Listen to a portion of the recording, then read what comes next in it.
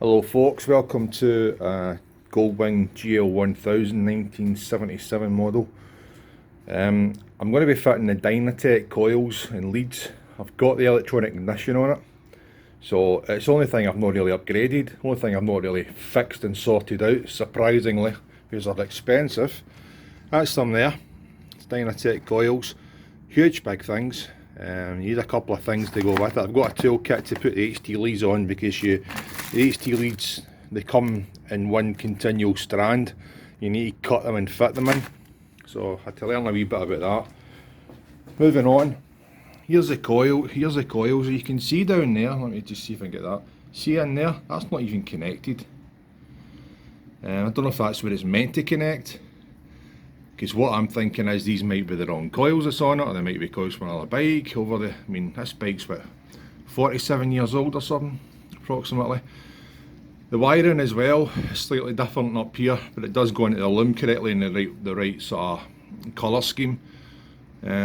So that's what we're going to do. They could be genuine, I don't know. But we're going to take off all this as well. So what I've done is just take the panels off, take out the air filter. You need to take all that off as well, and that gives you good access in to get down into the coil section just there, and you can see them. So I need to map out the colour scheme just in case, because you know yourself when you're doing a bike you can end up missing parts and putting them back together the wrong way, so you need to take a wee note of that. Another thing that needs to happen as well with the electronic ignition, this is the ballast that came with it, to ballast resistor that came with the electronic ignition from Dynatec. You have to replace your original. So you take these two clips off, you need to join them together. So that's going to be the first job. I'm going to leave that in there because what I'm going to take with me is a set of points, put in an old coil with me, so that if something does happen down the road, I'm going to at least have some sort of backup. So I need to join these two together, keep them out of the way, out snug. So that shows you that's where all the electrics are on a GL1000. They all sit in the left hand panel, for sure. It's a bit of a skimish of old stuff in it. But, so let's get this wired up. So probably what I'll maybe do is I'll try and see if I've got a connector to join those two together, so that if I do I can just plug them back in the roadside if things get tricky, or I might just cut it. You can also join it again at the wire where the coils connect, but that can just end up a bit messy, you know. You want something that's going to be fixable should it fail for whatever reason if you're out on a journey, especially in a bike as old as this. I mean, I've been caught short on this many a time, but I've managed to get it going.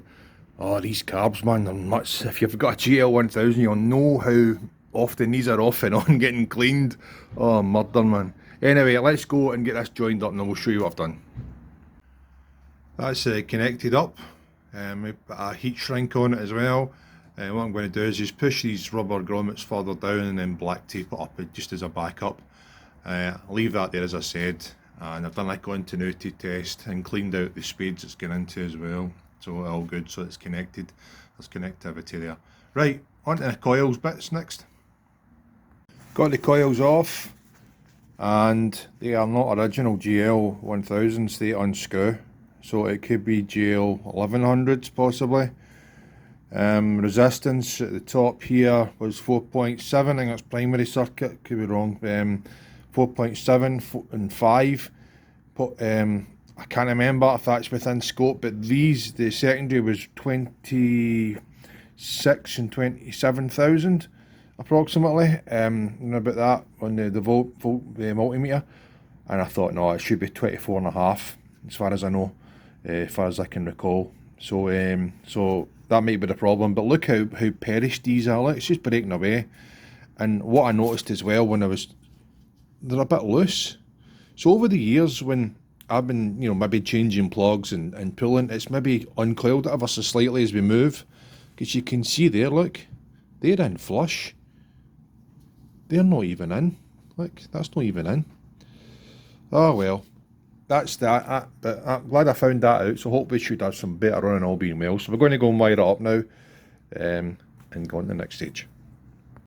That's the coils done. What I've done is you get a screw kit with it, and you put a screw pressure washer on it, and then I've shrink wrapped all that, heat shrinked it on the connector tight. The reason I'm putting black tape on it is because I've seen in some of the forums when I've been reading about this that one guy had an issue with it arcing onto the frame and causing the spark to go where it shouldn't have went. Plus the fact is it also just keeps it tidy. Should anything, wee bit keeps dirt out it, and it also keeps it. If you've maybe doing that as suggested, but anyway, we'll wait and see. It stops things touching it as well, and inadvertently. But that aside, heat shrink the two ends, and then it's a case of working out the connections for either one to go into either end of these on each side, and then you install it. Then we'll get the coils, the HT leads made up, and then we'll go around. Now what I did notice on this, if I can find it, there was this wire, which is an earthen wire, it's right onto the battery. I don't think that's essential for these, to be honest. It might have been for the old ones because it didn't have the additional point, you know, the bracket get into the frame, which was probably why, but so that's coming off. Right, let's go and fit these on and see how they, oh, out of focus there. Let's go and fit these on and see how we go on with them. Well, that's the Dyna coils fitted. HT leads. It's quite an interesting thing. Just when you're cutting them, you get a black central part for the HT sort of conductive wire. I actually thought you opened that up again and inside there's all these sort of white feathery wires. You don't, you just fold the black bit over and then crimp it in. So it runs so much better. Listen to this starting up.